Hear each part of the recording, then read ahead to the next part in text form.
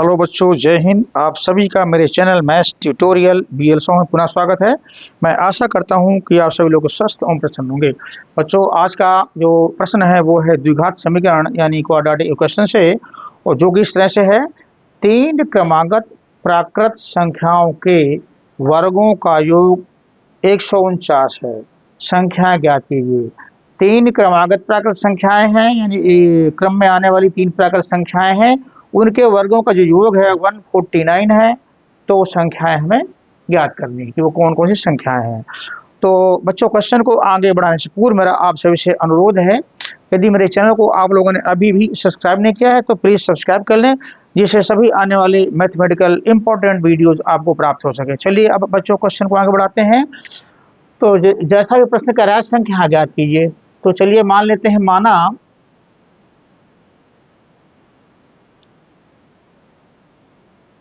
अभीष्ट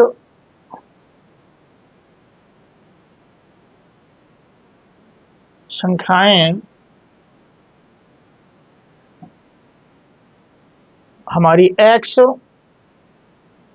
और x+1 x-1 है। बच्चों देखिए, मैंने बड़ा एक टिपिकल तरीके से माना हुआ है। इसके पीछे क्या तर्क है मैं आपको समझाता हूँ। देखिए, प्राकृत संख्याएं हैं। प्राकृत संख्याओं में जो क्रमागत प्राकृत संख्या होती है, उन दो के बीच में एक का अंतर होता है। यानी जैसे 1 में 1 जोड़ा तो 2, 2 में 1 जोड़ा तो 3, 3 में 1 जोड़ा 4, फिर 5, फिर 6, इस तरह से। और 6 के पहले प्राकृत संख्या 5 होगी, 5 के पहले 4 होगी, ठीक है ना। तो हमने प्राकृत संख्या एक मान ली x, तो उसके पहले क्या होगी, x-1 होगी, उसके बाद ही क्या होगी, x+1 होगी। यानी किसी प्राकृत संख्या के पहले और बाद की संख्या में, बाद की संख्या में +1 होगा और पहले की संख्या में -1 होगा। तो हमने x माना और x में से +1 जोड़ दिया तो बाद की संख्या मिल जाएगी, और x के पहले वाली में -1 जोड़ दिया तो x के पहले वाली संख्या मिल जाएगी। तो ये हमारी तीन प्राकृत संख्या हमने इस तरह से मान लिया। तो इसको हमें सॉल्व करने में आसानी रहेगी, इसलिए हमने इस तरह से इसको माना है। तो चलिए अब प्रश्न क्या कहता है। तीन क्रमागत प्राकृत संख्याओं के वर्गों का योग, तीनों के वर्ग कर देते हैं, उनको योग कर देते हैं। वो कितना है, 149। तो 149 कर देते हैं। तो चलिए अब इसलिए प्रश्नानुसार इनके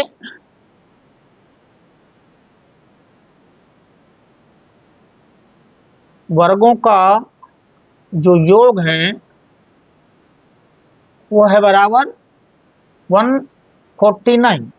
तो इनके वर्ग करते हैं। इसका वर्ग क्या होगा, इसका वर्ग होगा x प्लस,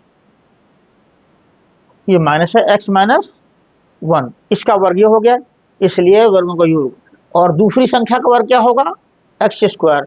तीसरी संख्या का वर्ग क्या होगा, x+1 का स्क्वायर। अब इनका योग तो ये योग कर दिया, ठीक है ना। तीनों संख्याओं के वर्ग कर दिए और इनके योग कर दिया। ये बराबर हमारा कह रहा है, ये होगा 149।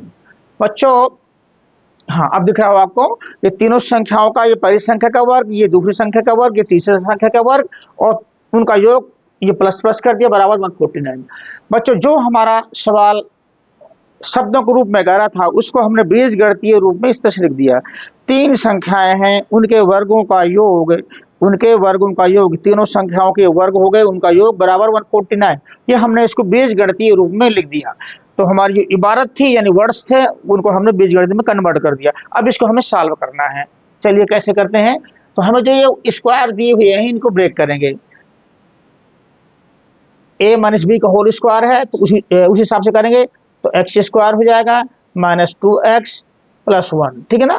1 का स्क्वायर मतलब 1, और ये आपका x² आ गया, प्लस ये a + b का होल स्क्वायर बन गया, तो a का स्क्वायर प्लस 2ab हो जाएगा आपका 2x + b का स्क्वायर मीन्स 1 = 149, ठीक है ना।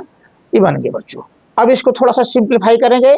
x², ये 3 बार है, तो हमारा आ गया 3x²। बच्चों, ये माइनस का 2x हो गया, ये प्लस का 2x हो गया।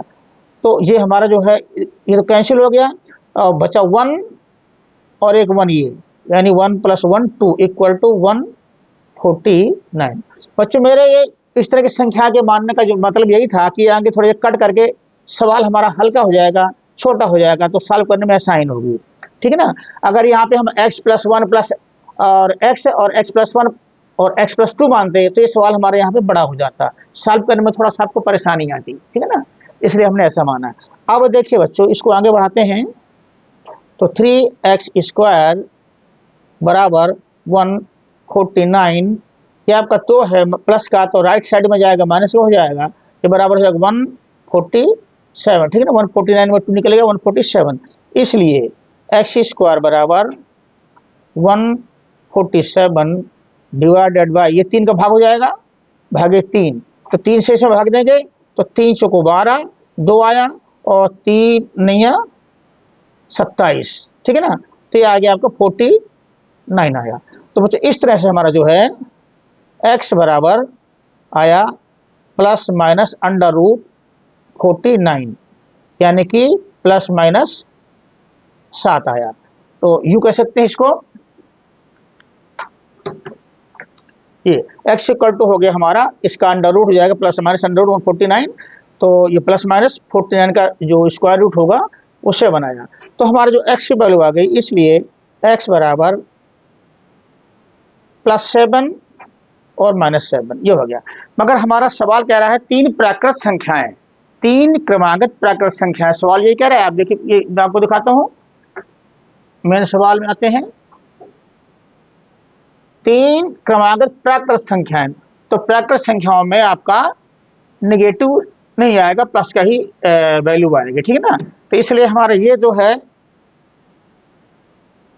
ये तो कैंसिल हो गई है ना, ये मतलब ये हमारे प्रश्न को जो है फुलफिल नहीं करी कंडीशन को, इसलिए x बराबर 7 आ गए। ये जो है प्लस प्राकृत संख्या हमारी होती है 1 2 3 4 5 6 7 एक्सेट्रा, जो है ना ये प्लस के जो नंबर्स होते हैं ये प्राकृत संख्या कहलाती हैं। तो हमारा जो है ये एक वैल्यू निकली x की। अब हमें कह रहा है 3 प्राकृत संख्याएं, तो इसलिए 3 प्राकृत